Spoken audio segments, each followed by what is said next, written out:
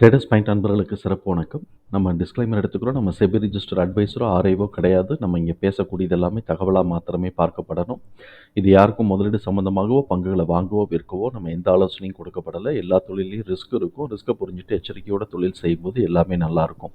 நம்மளை ஆதரிக்கிற அனைத்து நல்ல உள்ளங்களுக்கும் நன்றி. வளமுடன் வாழ்க. நண்பர்களே, நம்மளுடைய இந்த அனாலிசிஸ் உங்களுக்கு ஏற்புடையதாவோ கன்வின்சிங்காகவோ இருந்ததுன்னா லைக் பண்ணுங்கள், ஷேர் பண்ணுங்கள், சப்ஸ்கிரைப் பண்ணுங்கள். சப்ஸ்கிரைப் பண்ணலைன்னா சப்ஸ்கிரைப் பண்ணுங்கள். நண்பர்களே, நம்ம நிஃப்டி 50யோட ரிசல்ட் இது வரைக்கும் பப்ளிஷ் ஆன கம்பெனிஸை தான் நம்ம பார்த்துட்ருக்குறோம். இப்போ வரைக்கும் கிட்டத்தட்ட 40 கம்பெனி பப்ளிஷ் ஆகிருக்கு. நம்ம பார்க்க வேண்டியது இன்னும் இதில் 2 தான் பார்க்க வேண்டியது இருக்குது. அந்த 2 நம்ம பார்த்துடலாம். அல்ட்ராடெக் அண்ட் பஜாஜ் ஃபினான்ஸ் 2த்தையும் நம்ம பார்க்கணும். இது 2த்தையும் நம்ம பார்த்துடலாம். இப்போ நம்ம அல்ட்ராடெக் சிமெண்ட் பார்ப்போம். அல்ட்ராடெக் ட்ரெண்ட் லைன் அனாலிசிஸில் அவங்க என்ன செய்கிறாங்க அப்படின்னு சொன்னாக்க, ஸ்ட்ராங் பெர்ஃபார்மர் கெட்டிங் எக்ஸ்பென்சிவ்னு சொல்கிறாங்க. கெட்டிங் எக்ஸ்பென்சிவ்னாலே வேல்யூஷன் கொஞ்சம் மேலே போயிருக்கு, ஓவர் ஆகிட்டுருக்கு அப்படிங்கிறது தான் அவங்களுடைய அதோட அர்த்தமாகுது. நம்ம இங்கே இந்த சைடு பார்ப்போம். இப்போ கரண்ட்டாக க்ளோஸ் ஆகிருக்கிறது 865. இது வெள்ளிக்கிழமை க்ளோஸ் ஆகிருக்கு. டியூரபிலிட்டி ஸ்கோர் 80 இருக்குது. ஃபினான்ஷியலாக நல்லா ஸ்ட்ராங்காக இருக்காங்க. வேல்யூஷன் ஸ்கோர் 37 இருக்குது. ஸோ இப்போ இது பார்த்தோம்னாக்க இது ஒரு மிட் வேல்யூஷன் சொல்கிறது, மாடரேட்டு. இன்னும் ரெட்டுக்கு வந்துருச்சு அப்படின்னு சொன்னால் ரொம்ப ஓவர் வேல்யூஷன். ரெட்டுக்கு வர்றதுக்கு முன்னாடி ஸ்டேஜ் வரைக்கும் இது மிட் வேல்யூஷன். திஸ் ஆர் தட்டு தான். மொமெண்டம் ஸ்கோர் 65 இருக்குது. இன்னமும் மக்களுக்கு வாங்குறக்கூடிய ஆர்வம் இருக்குது. புல்லிஷ் ட்ரெண்டில் தான் இருக்குதுன்னு காட்டிக்கிட்டு இருக்கு. அனாலிசிஸ் ப்ரைஸ் டார்கெட்டு என்ன சொல்கிறாங்கன்னா 10,977 சொல்கிறாங்க. அவங்க சொல்லட்டும், நம்மளுடைய கால்குலேஷன் என்ன வருதுங்கிறத நம்மளும் பார்த்துக்குவோம். எது சரியாக வருதோ அந்த மூமெண்ட்டில் நம்ம போய்க்கலாம். பிஇயை பொறுத்த வரைக்கும் செல் ஜோனுக்கு தான் வந்திருக்கு இது. இதுக்கப்புறம் நம்ம பார்க்கலாம். ஃபண்டமெண்டல் கீ மெட்ரிக்ஸ் என்ன செய்யுதுனாக்க, இன்ட்ரெஸ்ட் கவர் ரேஷியோ 14 இருக்குது. இது ரொம்ப நல்ல கமாண்டபிலிட்டி அண்டு ஹையாக இருக்குது. கரண்ட் ரேஷியோ 0.9 இருக்குது. இதுவும் நமக்கு 1.5 இருக்கணும்னு சொல்லுவாங்க. பட் இந்த சைடு ரெண்டாக பிரிச்சுடுறோம். Interest cover ratio and current ratio 2த்தையும் நம்ம பிரிக்கிறதுனால நம்ம இந்தது 1 வந்தாலே நமக்கு super. ROCE and ROE above 10 இருக்குது. அதனால் இதுவும் ரிட்டர்னும் நல்லா கமாண்டபிலிட்டியாக இருக்குது. டெப்ட் 0.2 இருக்குது. கட்டுக்குள்ளே தான் இருக்குது. இங்கே பார்த்தோம் அப்படின்னு சொன்னாக்க பிஇ 40.7ஆகவும் ப்ரைஸ் டு புக் 4.7ஆகவும் போயிருக்கு. ஆக்சுவலாக ப்ரைஸ் டு புக் எவ்வளோ போயிருக்கு அப்படின்னு சொன்னால், இப்போ இதோட புக் வேல்யூ பார்த்தோம்னாக்க 2088. 2088 5ன்னு போட்டோம்னா 10,440. ஸோ இப்போ இவன் ஏறி இருக்கிறதே அந்த லெவலுக்கு தான் ஏறி இருப்பாங்க. பார்த்தீங்கன்னா 10,526 வரைக்கும் ஏறிட்டு இப்போ அவன் கரெக்ஷனுக்கோ இறங்குறதுக்கு இருக்குது. ஸோ இப்போ புக் வேல்யூக்கு உண்டான 5 மேக்ஸிமம் அடைஞ்சிட்டாங்க அப்படிங்கிறத நம்ம இந்த இடத்துல புரிதலுக்கு எடுத்துகிட்டு இப்போ கரெக்ஷனில் வந்துட்டுருக்கு. பிஇ 40 போய்கிட்டு இருக்கு. நம்மளை பொறுத்த வரைக்கும் இது ஓவர் வேல்யூஷன் தான் நம்ம சொல்லுவோம்.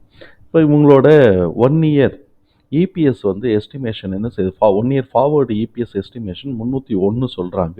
இதில் 0.3 மைனஸ் சர்ப்ரைஸ் வர்றதுக்கு வாய்ப்பு இருக்குது அப்படிங்கிறதையும் அவங்க அனாலிசிஸ்ட் எதிர்பார்க்குறாங்க. அப்போ 0.3 அப்படின்னு சொன்னாக்க நம்ம இதில் ரொம்ப பெருசாக கொடுக்க வேண்டாம். 301 நம்ம மேனேஜ் பண்ணிக்கலாம். இங்கே கன்சஸ் ரெக்கமெண்டேஷன்ஸ் என்ன சொல்கிறாங்கன்னா, கிட்டத்தட்ட 38 அனாலிசிஸ்ட்டு, அதில் 3 பேர் செல் சொல்கிறாங்க. பாக்கி எல்லாரும் அப்புறம் ஒருத்தர் 5 பேர் ஹோல்டு சொல்கிறாங்க. பாக்கி 30 பேர் பை தான் சொல்லிகிட்டு இருக்கிறாங்க. ஆனுவலைஸ்டு இபிஎஸ் ஃபோர்காஸ்ட் மேக்ஸிமம் ரொம்ப ஹைனாக்கு 340 வரைக்கும் போட்டிருக்கிறாங்க. நம்ம 340 வரைக்கும் நம்ம கால்குலேட் பண்ணல, 301 வரைக்குமே நம்ம கால்குலேட் பண்ணுறோம். இப்போ நம்ம உங்களுடைய கேஷ் ஃப்ளோவை பார்த்தோம் அப்படின்னு சொன்னால், கேஷ் ஃப்ளோ கொஞ்சம் நெகட்டிவாக போயிருக்கு. இந்த தடவை கொஞ்சம் நெகட்டிவாக போயிருக்கு. கேஷ் ஃப்ரம் ஆப்ரேஷன்ஸ் பாசிட்டிவாக இருக்குது. ஸோ ஏன்னா நிறைய இன்வெஸ்ட்மெண்ட், பிஸ்னஸ்னு வரும்போது நிறைய இன்வெஸ்ட்மெண்ட் வரத்தானே செய்யும். இப்போ குவார்ட்டர்லிக்குள்ளே நம்ம போயிடுவோம். குவார்ட்டர்லியில் குவார்ட்டர்லி நெட் ப்ராஃபிட்டும் சரி, குவார்ட்டர்லி ரெவென்யூ ப்ராஃபிட்டும் சரி, இயர் ஆன் இயர் கூட இருக்குது. அதே மாதிரி குவார்ட்டர் ஆன் குவார்ட்டருமே கூட தான் இருக்குது. இபிஎஸும் அதே மாதிரி குவார்ட்டர் ஆன் குவார்ட்டரும் கூடியிருக்கு, இயர் ஆன் இயரும் கூடியிருக்கு. Book value 288. இப்போ இவங்களோட இது நம்ம வந்து இன்னும் புல்லிஷ் ட்ரெண்டில் தான் இருக்குது. கரெக்ஷன் வரப்போதா இல்லாட்டி அப்படியே ட்ரெண்டு கண்டினியூ ஆக போதாங்கிறத நம்ம பொறுத்து இருந்து பார்த்துக்குவோம். எதுக்கும் தயாராகிக்குவோம். இங்கே எஃப்ஐஎஸ் என்ன பண்ணியிருக்கிறாங்க, கிட்டத்தட்ட வந்து ஒரு 0.5% வந்து மைனஸ் பண்ணி வச்சுருக்கிறாங்க. டிஏஎஸ் வந்து என்ன பண்ணியிருக்கிறாங்க அப்படின்னு சொன்னால் அவன் 0.2% குறைச்சி வச்சுருக்கிறாங்க. சரி, அவங்க குறைச்சிட்டு போகிறாங்க. பட் வந்து கம்பெனி வந்து ஸ்ட்ராங்கான கம்பெனி. இப்போ வந்து ஓவர் வேல்யூஷனில் இருக்குங்கிறது நம்மளுடைய புரிதல். இந்த இபிஎஸ் எல்லாத்தையும் தூக்கி நம்ம உள்ளே தூக்கி போட்டோம் நம்ம எக்ஸலில். இதிலேருந்து நம்ம வந்து இது பண்ணுவோம், யோசிப்போம் நமக்கு என்ன கிடைக்கிறதுக்கு வாய்ப்பு இருக்குது அப்படின்னு சொல்லிட்டு.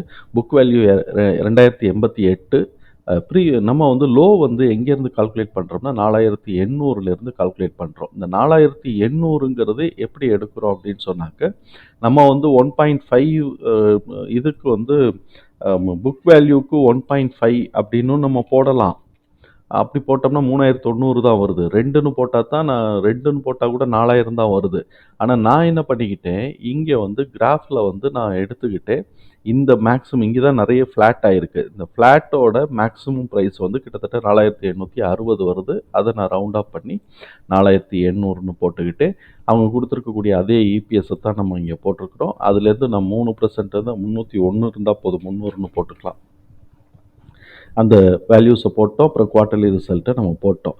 அப்படி வந்துச்சு அப்படின்னு சொன்னாக்க, இந்த குவார்ட்டருக்கு இது 78க்கும் இந்த புக் வேல்யூவுக்கும் நம்மளுடைய ப்ரைஸ், நம்மளுடைய கால்குலேஷன் ஃபார்முலா பிரகாரம் வரக்கூடிய ப்ரைஸ் வந்து ரூ. 6700 வருது. இப்போ next quarter suppose TTM next குவார்ட்டருக்கான டிடிஎம் எஸ்டிமேஷன் 60.7 அடைஞ்சாங்க அப்படின்னு சொன்னால் அது வந்து 6488 வர்றதுக்கு வாய்ப்பு இருக்குது.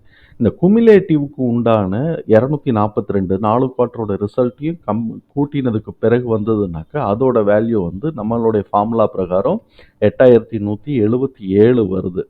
அதே இதை வந்து இப்போ இருக்கக்கூடிய புக் வேல்யூக்கு ஆனுவல் எஸ்டிமேஷனான 301 போட்டாலும் 8560 வருது. இதுதான் நம்மளோட லெவலில் நம்மளுடைய ஃபார்முலாவில் இருக்கக்கூடிய ப்ரைஸு. ஸோ இப்போ இந்த ப்ரைஸை தாண்டி தான் இது மேலே ஏறிக்கிட்டு இருக்கு. அதனால் கரெக்ஷன் வருதா இல்லை சப்சிக்வெண்ட்டாக இவங்க இன்னும் கொஞ்சம் ஏற்றலான்ட்டு ஏற்றுறாங்களா அது தெரியாது.